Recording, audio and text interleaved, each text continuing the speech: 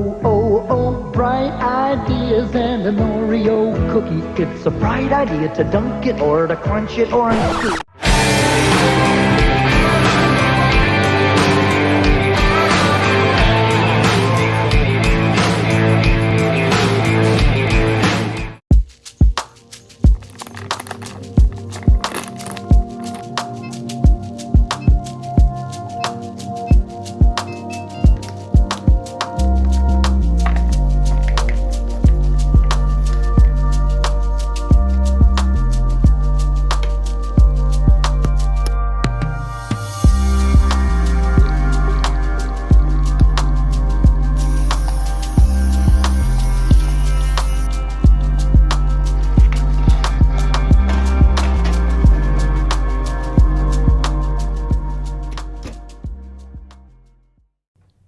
Hi guys, I'm Brianna Goodman and welcome to Talkin Cookies.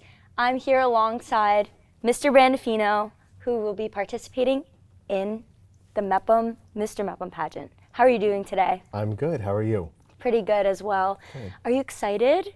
I am. I'm looking forward to it. I'm always intrigued by the talents because you never know what's going to happen.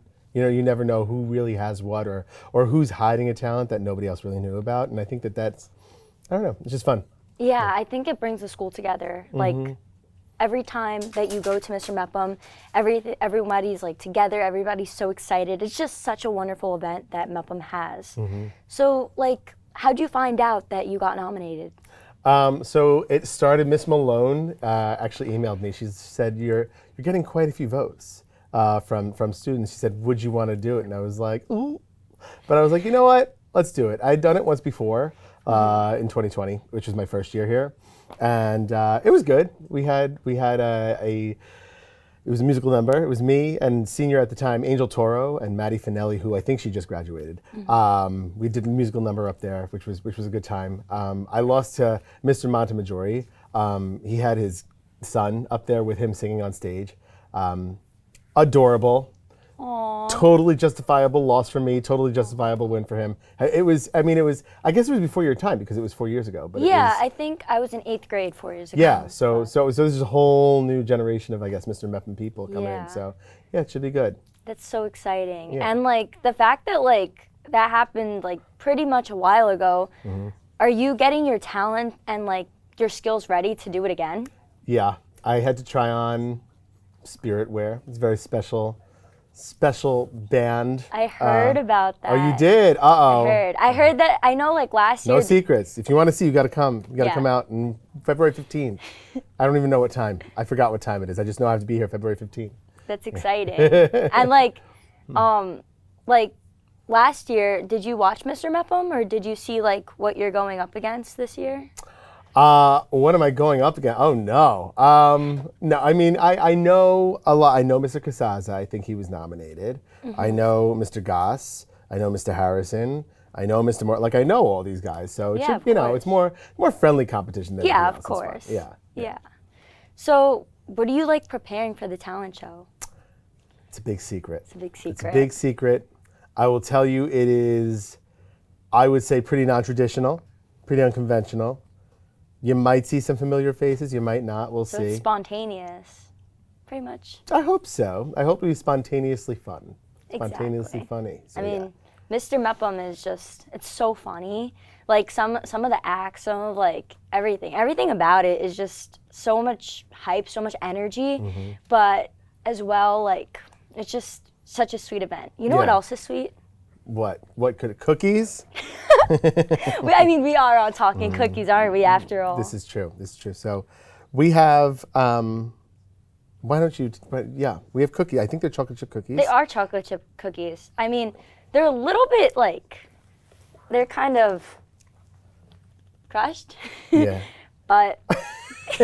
Do you bake at all? Like, do you bake at home? I don't bake. Okay. I make chocolate-covered strawberries. Like, that's my thing. And I also do Nutella-covered strawberries. That's not easy to do. You gotta, like, double boil the chocolate, right? Yeah. So you have especially Nutella. But, like, when you double boil, you get the pot of water, and then you put another pot on top of it, and the water, no? No, I do it in the microwave. Okay, all right, sorry. I like to make things complicated for myself, I guess, because when you do the chocolate covered, I've done it with Actually, you want to know what I've done? Chocolate-covered bacon. Bacon? Yeah. So when you That's when you interesting. melt chocolate, like when you want to temper the chocolate, you have to put it in what's called a double boiler. So you get a pot, you put water in it, and then on top of that is where you're double boiling it. So you put your chocolate on the top pot. So it's boiling down here, and then it melts up here from the second pot. And then you melt the chocolate, and then you're dipping things in. But that's not baking. So No, but it's it's still, not. you should go home and try it. It's fun. That's It's good. interesting. I'm definitely gonna try that out. Yes. Because yeah. like I feel like when you make things like a certain way, sometimes they like come out better. Like when you put more effort and time in, like sometimes they have like a different feeling to when you eat it. Yeah. Like it's more of like an accomplishment. That's a good word for it. Yeah. And I also think like it has different meaning. Like I was actually just talking to friends of mine who, in your own tradition, like, all right, you want to know a real story? Like Yeah. my grandmother, she'll make meatballs, right? Yeah. When she could cook. She doesn't cook anymore. And I was like, it's time. Like I need this recipe. It's, family thing. And so in the meatballs, you get the ground beef, you get all the seasons, whatever, but there was one step that I can't stomach it. You take, ready for this, 4 slices of white bread, Wonder Bread. Wonder And you Bread. submerge it in water. And then she says you have to start squishing the bread inside the water. And Oh. I can't, exactly. So I called her and I was like, Grandma, like this is what you do? She was like, there's no way around it. And I was like, so you admit it's gross too, right? We have to squish the bread inside the water. She's like, it's disgusting. And I was like, I know. Yeah. But it's worth it because the meatballs are delicious. Yeah. So- I mean, all of that, like, yeah, it adds like that flavor, adds like those elements. It's just, oh. You know what's funny is like my grandma, she does something similar. She, I'm going to try a cookie while you speak. yeah, we should try it.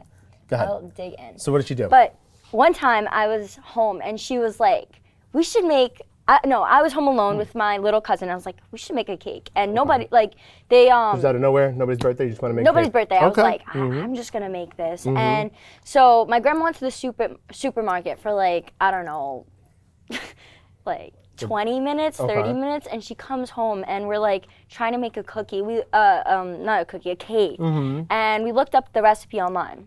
And These are actually really good, even if they are crumbled. Are. So yeah, so what happened? And so we messed it up, like a lot. We messed it up by a lot. And she just starts putting orange juice in the cake. Oh. Yeah, orange Interesting. juice. And I was But I've like, done that before too, like in a Okay. bundt cake. If you want like a orange bundt cake, you might call for some orange juice. Fresh orange juice is better.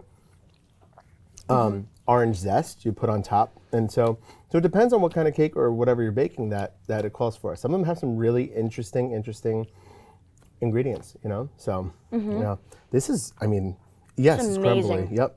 But you got to be careful too. Like if you put the wrong kind of butter in, when you bake, you want to use unsalted butter, right? Because if you use salted butter, it's going to mess with the taste. The purpose of the butter is to provide flavor, to bring out the other flavor, but also to provide like a leavening agent for the cake, the cookies, whatever you use. So when you bake, lesson for you, lesson for everybody at home, use unsalted butter. you heard that here. Yep.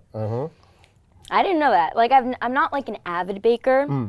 My aunt usually does the baking, but yeah, I've never like really baked it. Like I only do not pastries, but like strawberries and fruit. Like that's more of what In the I microwave. like to do. There you go. In the microwave. I'll have to try that. It's easy, especially Nutella. You put it in for like 20 seconds and it's the best thing ever. Yeah. But you Might have be to freeze easier. them. I'll try the microwave. You should try the double boiler. I will. Okay. And very I'll let good. you know how that yes, goes. we'll report back. Bacon, I don't eat bacon, but that's Yeah. interesting though. But it's okay. So, you can do the chocolate-covered strawberries. Yeah. Throw some coconut flakes on it, on top of the chocolate. Throw some. Peppermint crushed got me. Candy canes. Yeah. Yes. Okay. Those or are good. pretzel rods to cover them in chocolate and do that too for the holidays. Yeah. Oh, pineapple too. Pineapple and chocolate is like amazing.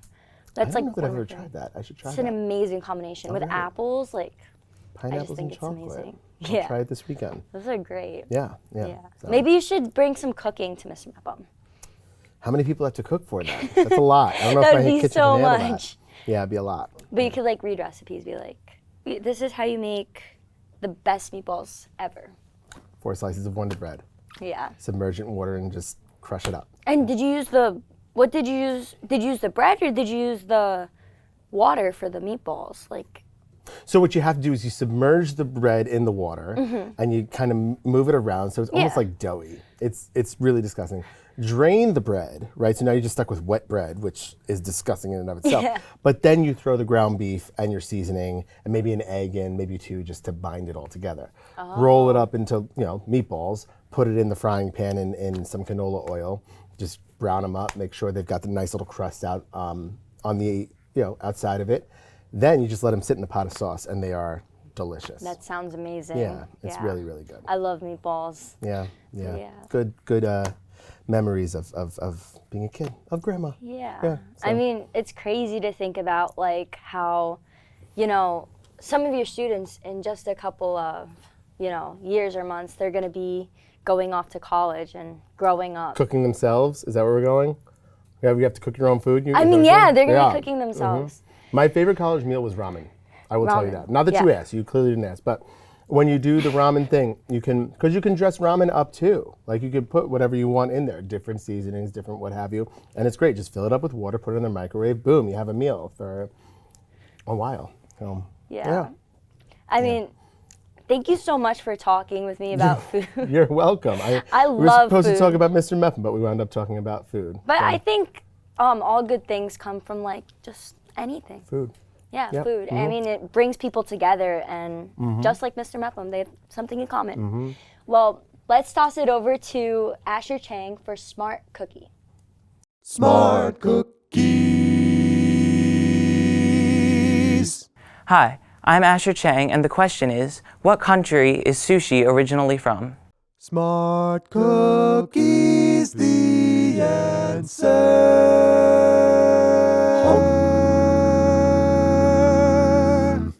The answer is China. Thank you so much, Asher. And thank you guys for watching Talkin Cookies.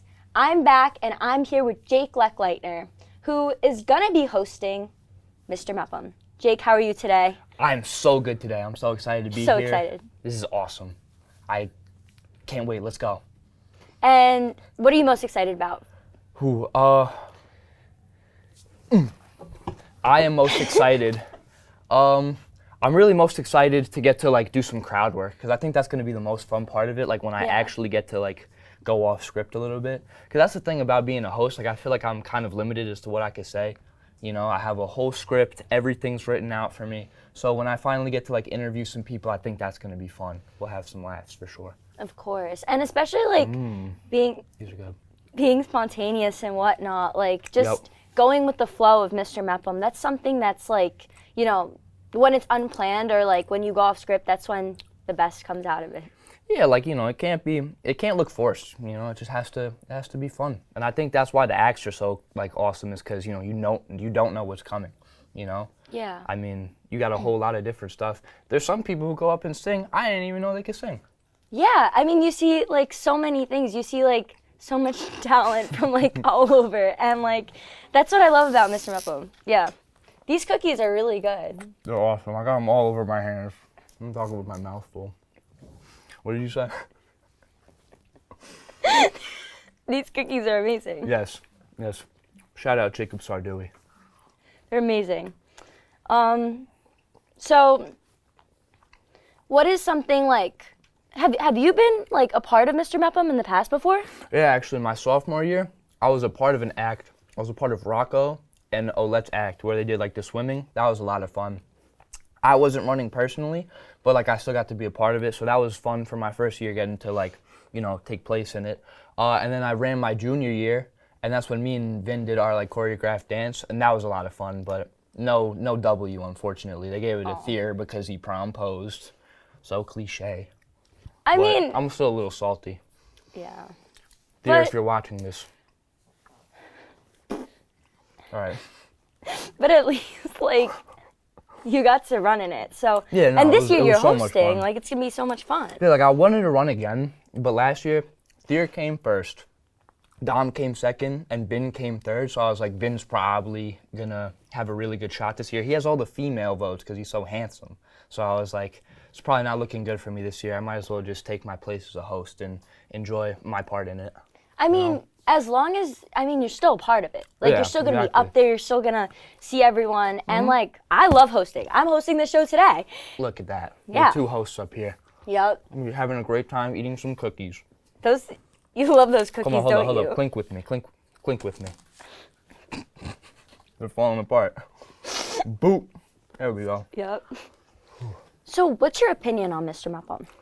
I think it's the greatest thing that, we have. Like, I feel like no other school in the district or anywhere from people I've talked to have a talent show like this. Like, it's so much fun, and everyone gets creative with it. And like, I think that we have so many like different funny acts. Like, there's nothing like it. Yeah, and it brings like everyone together. Yeah, definitely. Like, everyone from like all over school. Like, I feel like every time you go to any of these events, like Battle of the Classes, Mr. Mepham, you meet people that you like haven't seen, like just by like coincidence. Like, you see them on, you sit next to them, you start talking to them. It's just awesome. Yeah, we have all types of people who run. Like, we have last year we had Steven Davis. He was like a gym guy lifting weights. We had Mano a couple years ago singing. So we have like artistic people, music people. We have athletes like Novello and Thier, who participate. So it's not like all one group of people. It's a lot of different people who participate, which makes it fun. I feel like that's more interesting than just having it be all one group.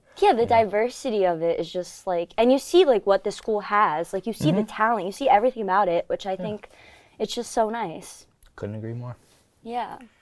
So, is it true that you have a book coming out next month?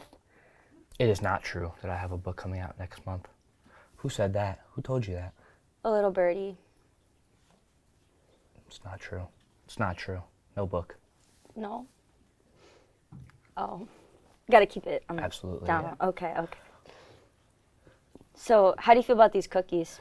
I think these cookies are so good, but like I'm getting really full. I might take the plate home with me though if you let me, because Yeah, no, don't worry about it. The cookies, they're great. they're awesome. Yeah. Nothing better. I think that they're so delicious, especially like the chocolate chips. Like, I feel like they're definitely like kind of moist. Like, they're not dry and they're not like, hard. Like, they're Yeah, no, like, I love the perfect. way they crumble in my fingers and fall on my feet. There's nothing better than that, Take some home for the ants that live in my shoes. Well, it's been so nice talking to you. Thank you. Pleasure to have you on the show. Thank you so much. And I hope you enjoy these cookies. That's been of all course. for this month's Talking Cookies. I've been Brianna Goodman, and I'll see you in the next Talking Cookies.